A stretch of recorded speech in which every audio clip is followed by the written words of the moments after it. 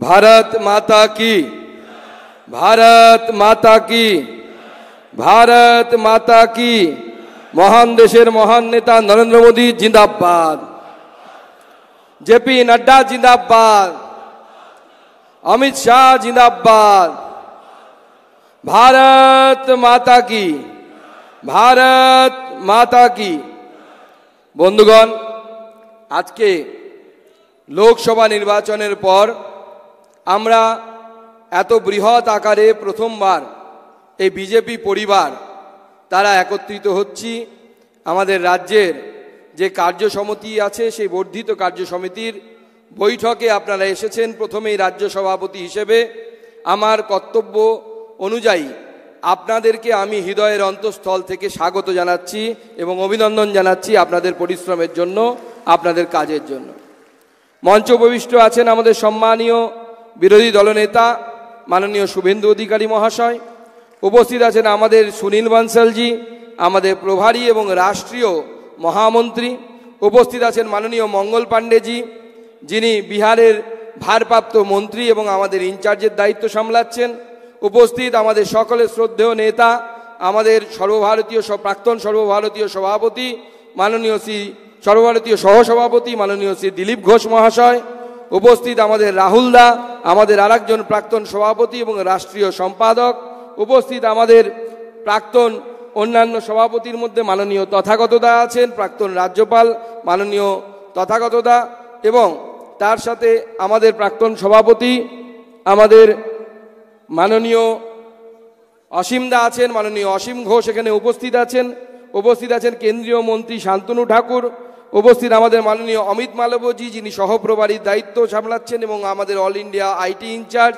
উপস্থিত আমাদের সংগঠন সম্পাদক মাননীয় অমিতাভ চক্রবর্তী মহাশয়, সহ সংগঠন সম্পাদক মাননীয় সতীশ দা, উপস্থিত আমাদের সঞ্চালিকা আমাদের রাজ্যের সাধারণ সম্পাদিকা অগ্নিমিত্রা পাল বিধায়িকার দায়িত্ব সামলাচ্ছেন, উপস্থিত পার্টির সর্বস্তরের কর্মী এবং নেতৃত্ববর্গ, জেলা সভাপতি থেকে শুরু করে জেলার পুরো টিম, আমাদের সম্মানীয় সাংসদগণ 12 জন এবং একজন রাজ্যসভার সাংসদ, মোট 13 জন আজকে উপস্থিত আছেন, এবং তার সাথে সাথে সম্মানীয় বিধায়কগণ, পার্টির সর্বস্তরের নেতৃত্ব, জোন বিভাগ থেকে শুরু করে ইনচার্জ যারা আছেন তাদের প্রত্যেককে আমি গৈরিক অভিনন্দন জানাই।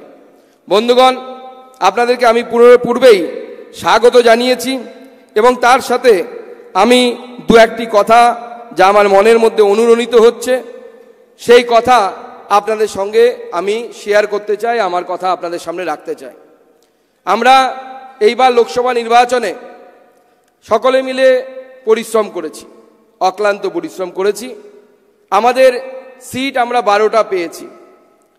সংখ্যাতত্ত্বের বিচারে দেখতে গেলে 18টি আমাদের সিট ছিল, সেখান থেকে হয়তো আমরা 12টাতে পৌঁছে গেছি, কিছুটা পিছিয়ে গেছি। সেটা অ্যাকসেপ্ট করতে বা গ্রহণ করতে আমাদের কোনো অসুবিধে নেই। কিন্তু আমার যেটা মনে হয় যে গণতন্ত্রে এটা ঠিকই যে জয় পরাজয় ঠিক হয় ভোটের মধ্য দিয়ে, এটা 100% ঠিক।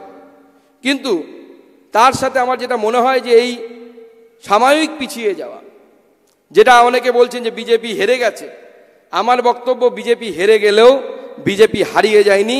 বিজেপি এখনই পশ্চিমবঙ্গের রাজনীতিতে ততটাই প্রাসঙ্গিক আছে যতটা আগে ছিল। এবং তার সাথে সাথে আমার মনে হয় আমরা এই আমাদের পরাজয় থেকে যে শিক্ষাগুলো, যে জ্ঞানগুলো আমরা পাবো, সেটাকে সামনে নিয়ে আমরা সামনের দিকে এগিয়ে যাব এবং আমাদের কার্যকর্তারা এবং আমাদের কর্মী সমর্থকরা নিরলস পরিশ্রম করেছেন। এই পরিশ্রমের পুঞ্জীবিত ফল আমরা দেখতে পাবো। পরিশ্রম কোনো এই পৃথিবীতে কোনো একদম বিফলে যেতে পারে না। আজকে মনে রাখুন, আমাদের অনেক নেতা আছেন যারা হয়তো বছরের পর বছর দাঁড়িয়েছেন, ভোটে জিততে পারেননি, হেরে গেছেন, কিন্তু মনে রাখবেন সেই সময়ে তারা ভোটে দাঁড়ানোর সাহস দেখিয়েছিলেন, যে সময় বিজেপিকে উত্তর ভারতের পার্টি এবং কলকাতাতে বড় বাজারের পার্টি বলা হতো। কিন্তু তারা দাঁড়িয়েছিলেন কেন? সাহস জুগিয়েছিলেন এবং তাদের এই সাহসের ফল পরবর্তী সময় পেয়েছি, আমরা এখনো পাচ্ছি। এবং এই রকম কন্টিনিউয়াস ওয়ার্কের মাধ্যমে একটি রাজনৈতিক দল সামনের দিকে এগিয়ে যায়। আমাদের যারা পূর্বসূরি ছিলেন, আমাদের প্রাক্তন সভাপতি যারা ছিলেন, পণ্ডিত বিষ্ণুকান্ত শাস্ত্রী থেকে শুরু করে, তপন শিকদার থেকে শুরু করে, সুকুমার বন্দ্যোপাধ্যায় থেকে শুরু করে, হরিপদ ভারতী থেকে শুরু করে, আজকে সকলের অবদানকে আমি স্মরণ করতে চাই, এবং তাদের সময় হয়তো আমরা একটাও সিট জিতিনি। এমনকি আমরা শুনেছি ভাষণে, আমি তো নিজের চোখে দেখার সৌভাগ্য হয়নি, হরিপদ ভারতীর মতো ব্যক্তি যখন ভাষণ দিতেন, তার ভাষণ শুনতে যত লোক সেখানে উপস্থিত হতেন, তো তত লোক যদি ভোট দিত তাহলে হয়তো ওনার জামানতটা বাজেয়াপ্ত হতো না, কিন্তু ভোট পেতেন না। কিন্তু তার বলে কি তাদের পরিশ্রম বিফলে গেছে? না, বিফলে যায়নি। হরিপদ ভারতীর সেই পরিশ্রম আমরা পরবর্তী সময়ে পেয়েছি এবং এখনো পাচ্ছি। আমি সেজন্য সকল প্রাক্তন সভাপতি সহ এখানে যারা বসে আছেন তাদেরকে সহ সকলকে, পূর্বসূরিকে, আমার পূর্বসূরি যারা ছিলেন তাদের সকলকে শ্রদ্ধার সাথে স্মরণ করতে চাই, তাদের অবদানকে স্মরণ করতে চাই এবং তাদেরকে ধন্যবাদ জানাই। তাদের জন্যই আজকে আমরা এখানে আছি। তাই আমার মনে হয় যে এই বাংলার বিজেপিকে আমাদেরকে সকলে মিলে একত্রিত হয়ে সামনের দিকে এগিয়ে নিয়ে যেতে হবে। মিডিয়া আমাদের বন্ধু, আমরা মিডিয়ার বন্ধুরা বলি, কিন্তু মিডিয়ার বন্ধুরা সবসময় বন্ধু হলেও আমাদের বন্ধুত্বের মতো কাজ করে না। সেজন্য আমাদের কর্মী, সমর্থক, নেতৃত্ব যারা আছে তাদেরকে বলবো, মিডিয়ার কথাই সবসময় বিভ্রান্ত হবেন না। নিজেদের যে মনের ইনস্টিংক্ট সেইটাকে ফলো করুন। বিজেপি এক আছে, নতুন পুরনো সব মিলিয়ে বিজেপির একটাই স্রোত, সেই স্রোতে যারাই আসবে সেই স্রোতে মিলিত হবে এবং সামনের দিকে এগিয়ে যাবে। আমি বরাবর কার্যকর্তা কর্মীদের সামনে বলেছি যে বিজেপি হচ্ছে গঙ্গার মতো। গঙ্গাতে যখন মন্দাকিনীর জল পড়ে বা অন্য কোনো নদীর জল পড়ে, তখন মন্দাকিনীর জল তার নিজের বৈশিষ্ট্য ধরে রাখতে পারে না, তাকে গঙ্গা জলে রূপান্তরিত হয়। বিজেপিও তাই, বিজেপি হচ্ছে গঙ্গার মতো, তাতে যারাই এসে মিশ্রিত হবে সকলে মিলে এক স্রোত হয়ে এক ধারা নিয়ে আমরা সমুদ্রের দিকে যাব, আমরা অগ্রসরের দিকে যাব, অগ্রসর হব সামনের দিকে। তাই বন্ধুগণ, এই লোকসভা নির্বাচন হয়তো বিজেপির স্টপেজ হতে পারে একটা, আমরা সাময়িকভাবে একটা স্টপেজে এসে দাঁড়িয়েছি, কিন্তু এটা আমাদের গন্তব্য নয়। গন্তব্য হচ্ছে নবান্নের উপরে ভারতীয় জনতা পার্টির গৈরিক পতাকাকে ওঠানো আমাদের লক্ষ্য, আমাদের ওটাই হচ্ছে গন্তব্য। আমরা সেই জায়গায় পৌঁছব। বন্ধুগণ, আমরা যদি বলি যে এই সময় যে আমাদের যে রেজাল্ট এসেছে তাতে অনেকে বলছে বিজেপি হেরে গেছে, হারিয়ে গেছে, কিন্তু অনেক কিছু আমি বলবো এর মধ্যে আমাদের শিক্ষার বিষয় আছে, আমাদের জন্য উৎসাহের বিষয় আছে। আমরা হয়তো লক্ষ্যমাত্রায় পৌঁছতে পারিনি, কিন্তু তিনবার মাননীয় প্রধানমন্ত্রী নরেন্দ্র মোদী ভারতবর্ষের প্রধানমন্ত্রী হয়েছে। প্রায় ৬২ বছর পর এই রেকর্ড আমরা স্পর্শ করতে পেরেছি। জওয়াহরলাল নেহরু সেই সময় হয়েছিলেন। কোন সময়? যেই সময় যে জওয়াহরলাল নেহরু প্রধানমন্ত্রী ছিলেন, ভারতবর্ষের এই পশ্চিমবঙ্গের সুন্দরবনের কোনো প্রান্তিক গ্রামে গিয়ে জিজ্ঞেস করলে কেউ প্রধানমন্ত্রীর নাম বলতে পারতেন না। আজকে স্কুলের বাচ্চাদেরকে গিয়ে জিজ্ঞেস করুন ভারতবর্ষের প্রধানমন্ত্রী কি, একটাই শব্দ উচ্চারিত হবে, সেটা হচ্ছে মোদি, মোদি, মোদি। এটা হচ্ছে সেই পার্থক্য। আজকে প্রধানমন্ত্রী তো ছেড়ে দিন, উনি অনেক বড় মানুষ, আমাদের মতো সামান্য ছোট পার্টির কার্যকর্তা কোথাও যদি মুখ ফসকে কিছু বলেও ফেলি, সেইটার উপরেও মিডিয়ার নজর থাকে।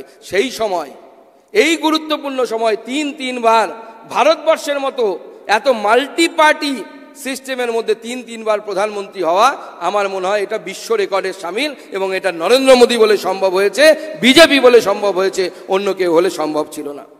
তাই আমার মনে হয় যে ২৬-এর বিধানসভাকে সামনে রেখে আমাদেরকে সামনের দিকে এগিয়ে যেতে হবে। যেখানে আমাদের হয়তো ক্ষত বা রক্তক্ষরণ হয়েছে সেই জায়গাতে আমাদেরকে এগিয়ে যেতে হবে। আমি কয়েকটা পরিসংখ্যান আপনাদের সামনে তুলে দিতে চাই। ২০২১ সালে বিধানসভা নির্বাচনে যে ভোট পেয়েছিলাম আমরা ৩৭.৯৭%, সেইটা এইবার বেড়ে ৩৮.৭৩% হয়েছে। এবং সেই পরিসংখ্যানের মধ্যে আমার মনে হয় সব থেকে আমাদেরকে আশা জাগানোর মতো যে কথা, সেটা হচ্ছে আমাদের পৌর অঞ্চলে অর্থাৎ মিউনিসিপ্যালিটি কর্পোরেশন অঞ্চলে আমাদের যে ফলাফল, সেই ফলাফল কিন্তু আমাদেরকে উৎসাহিত করার জন্য।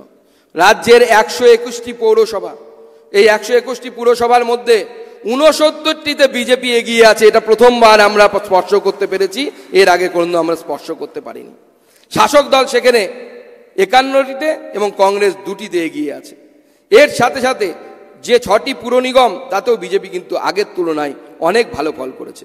১৪৪টি ওয়ার্ডের মধ্যে আমরা যদি দেখি, পুর নির্বাচনে যখন পুর নির্বাচন হয়েছিল ১৩৭টিতে তৃণমূল কংগ্রেস জিতেছিল, বিজেপি মাত্র ৩টিতে, তাও উত্তর কলকাতাতে আমরা জিতেছিলাম, আর কোথাও জিতিনি।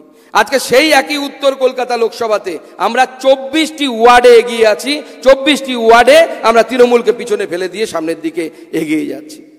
বন্ধুগণ, 70টি বিধানসভা আসনে আমরা সামান্য ভোটের পিছিয়ে। সেই তালিকা যদি আমরা দেখি, 10,000-এর কম ভোটে আমরা পিছিয়ে আসি 49টি বিধানসভায়। 49টি বিধানসভাতে আমরা 10,000-এর পেছনে, 10,000-এর কম ভোটে পিছিয়ে আছি। আর 10,000-এর বেশি, 15,000-এর কম, এরকম 21খানা বিধানসভা আছে। এমন 9টি আসন আছে এই রাজ্যে বিধানসভায়, যে বিধানসভাগুলোতে আমরা কোনোদিনও কোনো নির্বাচনে এগিয়ে থাকিনি, লোকসভাতে না বিধানসভাতে। এরকম 9খানা আসনে এবার আমরা এগিয়ে থাকতে পেরেছি। যেমন আমরা যদি লক্ষ্য করি, বড়োয়া থেকে শুরু করে, জঙ্গিপুর থেকে শুরু করে, সন্দেশখালী থেকে শুরু করে, এরকম বহু আসন, চণ্ডীপুর, রামনগর আছে, যাতে আমরা এগিয়ে থাকতে পেরেছি। 2021 সালে আমরা 77টি বিধানসভা আসন জিতেছিলাম। এই 77টি জেতা আসনের মধ্যে 62টি আসনে, 62 নাম্বার অফ অ্যাসেম্বলিজ, আমরা যা ভোটে জিতেছিলাম 21-এ, তার থেকে বড় ব্যবধানে এই লোকসভা নির্বাচনে এগিয়ে আছি, 62টি সিটে এগিয়ে আছি। এর মধ্যে 4টি আসন ছাড়া সবকটিতে আমাদের ব্যবধান বেড়েছে। আর যদি 21 সালে আমরা জিততে পারিনি এরকম আসনের দিকে দেখি, তাহলে 28টি আসনে দল কিন্তু এগিয়ে গেছে, যেটা আমরা 21 সালে জিততে পারিনি। এই পরিসংখ্যান বলছে যে বন্ধুগণ, বিজেপি এগোচ্ছে, কিন্তু বিজেপির সাথে ভারতবর্ষের, পশ্চিমবঙ্গে বিজেপির সাথে ভারতবর্ষের রাজনীতির প্রেক্ষাপট আলাদা। পশ্চিমবঙ্গে বামফ্রন্ট যে ভোটে দুর্নীতি শুরু করেছিল, রিগিং থেকে শুরু করে, আমরা সেই সময় পেপার, পত্র পত্রিকায়, মিডিয়াতে শুনতাম scientific rigging, scientific rigging. Trinamool তাকে আরও এক ধাপ উৎকর্ষতায় নিয়ে গেছে। সেই বাংলায় যাকে বলে যে তৃণমূল কংগ্রেস হচ্ছে সিপিএমের, মমতা বন্দ্যোপাধ্যায় হচ্ছে সিপিএমের সব থেকে আদর্শ ছাত্র বা ছাত্রী বলা ভালো। সেই পথকে অনুসরণ করে তারা সামনের দিকে এগিয়ে যাচ্ছে। আমরা জানি আমাদের লড়াই কঠিন, আমরা কিন্তু সেই লড়াই থামলে চলবে না, কারণ ভারতীয় জনতা পার্টি, আমরা জানি যারা আমাদেরকে 40% মানুষ প্রায় ভোট দিয়েছে, এই 40% মানুষ ভারতবর্ষের কথা ভেবে ভোট দিয়েছে। নরেন্দ্র মোদীকে ভারতবর্ষের জন্য প্রধানমন্ত্রী করতে হবে, এই কথা ভেবে ভোট দিয়েছে এইবারের নির্বাচনে। সবাই হয়তো সেই সাহস দেখায়নি। সবাই, কেউ কেউ বলছে, দাদা আমার মনে হয় যে এই 40% দেশপ্রেমিক যারা আমাদের ভোট দিয়েছেন, তা বাদেও যারা আছেন, তারাও দেশকে ভালোবাসেন, কিন্তু হয়তো ছোটোখাটো বিষয়ে, ছোটোখাটো জিনিসে হয়তো লোভে পড়ে, কোথাও হয়তো ভয়ে পড়ে, কোথাও হয়তো নিজেদের মত প্রকাশের উপযুক্ত পরিবেশ না পেয়ে, বা নিজেদের যে আগামী দিনে বিজেপিকে ভোট দিলে কি হবে, বাড়ি ভাঙা হবে কিনা, কারণ 21-এর ভয়াবহতা আজও বহু অঞ্চলে মানুষের হৃদয় থেকে বের হয়নি, সেই জায়গাটা আছে। কিন্তু 40% মানুষ এখনো ভরসা করে নরেন্দ্র মোদীকে তারা ভোট দিয়েছেন। প্রায় 40% মানুষ দেশ চালানোর জন্য নরেন্দ্র মোদীর উপর স্বপ্ন দেখেছেন, নরেন্দ্র মোদীর উপর ভরসা করেছেন। তারা দেখেছেন যে সকলের পাকা বাড়ি, পানীয় জল, বিদ্যুৎ, পরিকাঠামো, জেলের পরিকাঠামো, পাশ্চাত্য দেশের মতো উন্নয়ন, আমাদের বুলেট ট্রেন আগামী দিনে ভারতবর্ষকে সামনের দিকে এগিয়ে যাবে।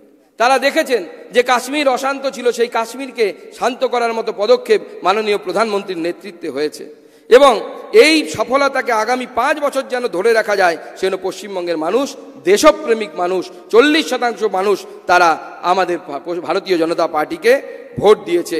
এবং তাদের কথা মাথায় রেখে আমাদের ঘরে বসে থাকলে হবে না, চুপ করে থাকলে হবে না, রাস্তায় নামতে হবে। এই 40% মানুষের ভোটের দেয়া ভোটের মর্যাদা দেওয়ার জন্য আমাদেরকে রাস্তায় নামতে হবে, তৃণমূল কংগ্রেসের বিরুদ্ধে আমাদেরকে লড়তে হবে, আমাদেরকে ঝাঁপিয়ে পড়তে হবে। তাই বন্ধুগণ, মোদিজি যখন এসে ভোট দেশ গড়ার কথা বলেছিলেন, মানুষ ভরসা করেছিলেন এবং এই মানুষরা আমাদেরকে ভোট দিয়েছিলেন। কিন্তু কিছু মানুষ হয়তো 1000-1200 টাকার মোহ থেকে হয়তো বেরোতে পারেনি। অনেকে বলছেন যে দাদা, লক্ষ্মীর ভাণ্ডারের প্রভাব হয়তো ভোটে পড়েছে। আমি জানি না, আগামী দিনে সেটা নিয়ে হয়তো যখন অ্যানালাইসিস করা হবে, তখন হয়তো আমরা এর সঠিক কারণ দেখতে পারব। কিন্তু আমার মনে হয় যে অবশ্যই এটা একটি কারণ হতেই পারে, একে অস্বীকার করা যায় না। তাই আমাদের ঘরে ঘরে গিয়ে বলতে হবে যে মা হয়তো 1000 টাকা বা 1200 টাকা পাচ্ছে, কিন্তু তার ছেলে কাজের খোঁজে অন্য রাজ্যে পরিযায়ী শ্রমিক হিসেবে যেতে হচ্ছে। যে 1000 টাকা 1200 টাকা মায়ের পকেটে দেয়া হচ্ছে, মায়ের কাছে দেয়া হচ্ছে, মায়ের আঁচলে দেয়া হচ্ছে, সিএসসি বা WBSEDCL সেটা বিদ্যুৎ বিলের মাধ্যমে অন্যদিকে কেড়ে নিয়ে পকেট মারি করে চলে যাচ্ছে। তাই তৃণমূল কংগ্রেস সরকারের ও রোলটা ঠিক অনেকটা পকেট মারের মতো।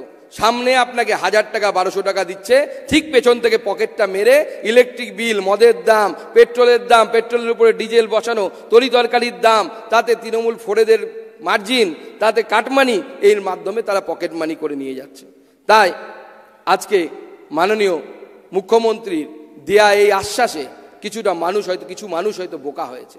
তারা হয়তো ভুলে গেছেন যে মাননীয় মুখ্যমন্ত্রী, আমরা যে সনাতন সংস্থাগুলোকে শ্রদ্ধার সাথে নাম স্মরণ করি, ভারত সেবাশ্রম সংঘ, যেখানে হয়তো অনেক বাঙালি ভোগ খেতে যান, বেড়াতে গিয়ে তীর্থস্থানে গিয়ে তাদের আশ্রমে আশ্রয় নেন, কিন্তু ভারত সেবাশ্রম সংঘের প্রতি ব্যবহার করা মুখ্যমন্ত্রীর কটূক্তি তারা হয়তো ভোটের দিন ভুলে গেছিলেন। আজকে যারা রামকৃষ্ণ মিশন বেলুর মঠে হয়তো হাত জোড় করে বসে থাকেন, ভোগের লাইনে রামকৃষ্ণ পরমহংস দেবের নাম নিয়ে দাঁড়ান, তারা হয়তো ভোটের দিন ভুলে গেছিলেন যে মাননীয় মুখ্যমন্ত্রী সেই রামকৃষ্ণ মিশন সম্পর্কে কি বলেছিলেন। যারা ইস্কন মন্দিরকে বার্ষিক পিকনিকের জায়গায় পরিণত করেন কিছু মানুষ, তাদের কথা আমি ধরছি না, তারা হয়তো ভুলে গেছিলেন যে অর্পিতার বাড়ি থেকে কত টাকা পাওয়া গেছিল। তারা হয়তো ভুলে গেছিলেন জ্যোতিপ্রিয় মল্লিক কেন গ্রেপ্তার হয়েছিলেন। তারা হয়তো ভুলে গেছিলেন যে পুকুর থেকে মাছ ওঠে, সেই পুকুর থেকে মোবাইলও ওঠে আজকে তৃণমূলের বিধায়ক জীবনকৃষ্ণ ঘোষের দৌলতে। তাই আমার মনে হয় যে কিছু মানুষ হয়তো মনে করেছিলেন যে কোনো সন্ন্যাসীর অপমান হলো, কে দুর্নীতি করেছে এটা ভেবে লাভ নেই, আমি তো 1000 টাকা পাচ্ছি, আমার তো পকেট ভরছে। তাই এই ভোটাররা হয়তো কয়লা গরু পাচারের কথা জেনেও, চুরির কথা জেনেও তৃণমূলকে দোষের ভাগী করেনি। হয়তো বলেছে তৃণমূলটা চোর, কিন্তু বংশটা ভালো বংশ। আমরা হয়তো সোশ্যাল মিডিয়ায় কৌতুকের স্বরে এই বিষয়গুলো দেখি, কিন্তু আজকে যারা মাননীয় প্রধানমন্ত্রী যে 10 বছরের কাজ, উজ্জ্বলা যোজনা, বাড়িতে শৌচাগার, বন্দে ভারত ট্রেন, কাছের স্টেশনকে অমৃত ভারত স্টেশনে রূপান্তরিত করা, তারা হয়তো এই উন্নয়নগুলোকে ভেবেছেন যে মাননীয় প্রধানমন্ত্রী তো দেবেনই, ভোট দিলেও দেবেন, না দিলেও দেবেন, তার থেকে বরঞ্চ আমি তৃণমূল কংগ্রেসকে ভোট দিয়ে হয়তো কিছুটা টাকা নিজের জন্য জোগাড় করে নিই। তাই এই ভয় থেকে মানুষকে আমাদেরকে বের করতে হবে। আমরা পাশের রাজ্য উড়িষ্যাতে আমরা মাসে 4200 টাকার ব্যবস্থা করেছি, বছরে 50,000 টাকা করে দেওয়া হচ্ছে। আমাদের লাডলি বেহেন যোজনার মাধ্যমে মধ্যপ্রদেশে পশ্চিমবঙ্গের থেকে অনেক বেশি টাকা দেওয়া হচ্ছে। ভারতীয় জনতা পার্টি 26 সালে ক্ষমতায় এসে এই লক্ষ্মীর ভাণ্ডারের জায়গায় প্রয়োজনে অন্নপূর্ণা ভাণ্ডার চালু করে আমাদের মহিলাদেরকে আরও বেশি টাকা দেওয়ার ব্যবস্থা করবে। এটা মানুষের কাছে আমাদেরকে বোঝাতে হবে, মানুষের কাছে আমাদেরকে পৌঁছে দিতে হবে। তাই আমার মনে হয় যে এই লড়াই, যে 40% ভোট আমরা পেয়েছি, এই লড়াই থামিয়ে দেওয়ার লড়াই নয়, আগামী দিনে এই লড়াইকে রাস্তায় নিয়ে যাওয়ার লড়াই। সেজন্য বর্ধিত বিদ্যুৎ মাশুল থেকে শুরু করে তরিতরকারির দাম বৃদ্ধি, হকার উচ্ছেদ থেকে শুরু করে এই সমস্ত বিষয় নিয়ে আগামী দিনেও ভারতীয় জনতা পার্টি রাস্তায় নামবে এবং আমাদের সকল নেতৃত্ব একত্রিত হয়ে আমরা মমতা বন্দ্যোপাধ্যায়ের ঘুম ছাড়িয়ে তারপরে ছাড়বো। আমরা স্তব্ধ হব না, আমরা আমাদের যাত্রা বন্ধ করব না। এবং আমাদের কারা করবে এটা? এই নেতৃত্ব দেওয়ার জায়গায় আপনারা আছেন। তাই আমি আজকের দিনে এই সুর আপনাদের মধ্যে বেঁধে দিয়ে আমার বক্তব্যকে শেষ করতে চাই যে আগামী দিনে এই লড়াই আমরা আরও জারি রাখবো, আরও জোরদার লড়াই হবে। সমস্ত নেতৃত্ব একত্রিত হয়ে, আমাদের মধ্যে মতবিরোধ থাকতে পারে কিন্তু মনোবিরোধ হওয়া উচিত নয় এবং হবেও না। মনোবিরোধ না রেখে সবাই মিলে একত্রিত হয়ে লড়াই করা উচিত এবং লড়াই করে আগামী দিনে তৃণমূল কংগ্রেসকে উৎখাত করার মন্ত্র নেওয়া উচিত। এবং আমি আপনাদেরকে আহ্বান জানাবো, আসুন আজকে আমাদের কেন্দ্রীয় নেতৃত্ব মাননীয় সুনীল বনসালজি থেকে শুরু করে, মঙ্গল পাণ্ডেজি থেকে শুরু করে, অমিত মালব্যজি থেকে শুরু করে, কিছুক্ষণ পরে হয়তো মনোহর লালজিও চলে আসবেন আমাদের মাঝে, যিনি প্রাক্তন মুখ্যমন্ত্রী এবং ভারতবর্ষের ক্যাবিনেট মিনিস্টার। এদের সকলকে সাক্ষী রেখে আমরা প্রতিজ্ঞা নিই যে তৃণমূল কংগ্রেসের যে অত্যাচারী সরকার চলছে, যে সরকার পরিযায়ী শ্রমিক, সেই সরকার পরিযায়ী শ্রমিক তৈরি করেছে, যে সরকার মহিলাদের উপর অত্যাচার করছে, নগ্ন হয়ে পড়ে আছে মহিলারা। আজকে দেখতে অবাক লাগছে আলিপুরদুয়ারের ঘটনা, চা বাগানের মেয়ের সাথে সাময়িক রেপ হচ্ছে, তার ভিডিও ঘুরে বেড়াচ্ছে সোশ্যাল মিডিয়াতে। আজকে আমার কাছে সেই ভিডিও চলে এসছে, ভাবতে অবাক লাগছে। যার বাচ্চা মেয়ে, নাবালিকা মেয়ে, তাকে 6-7 জন ছেলে মিলে তাকে রেপ করছে। কোন রাজ্যে আমরা বাস করছি? আর মুখ্যমন্ত্রী কি বলেন? বাঁকুড়াতে যখন বিজেপির একজন কর্মী খুন হয়ে যায়, মুখ্যমন্ত্রী অনন্ত আম্বানির বিয়ে খেতে যাওয়ার সময় এয়ারপোর্টে নির্দ্বিধায় বলেন এটা পারিবারিক গন্ডগোল, এই জন্য নাকি খুন হয়েছে। মাননীয় মুখ্যমন্ত্রী, আমি আপনাকে বলতে চাই যে ভারতীয় জনতা পার্টি হয়তো সাময়িকভাবে লোকসভার সিটের বিচারে হয়তো পিছিয়েছে, কিন্তু আমরা স্তব্ধ হয়নি, আমরা হারিয়ে যাইনি।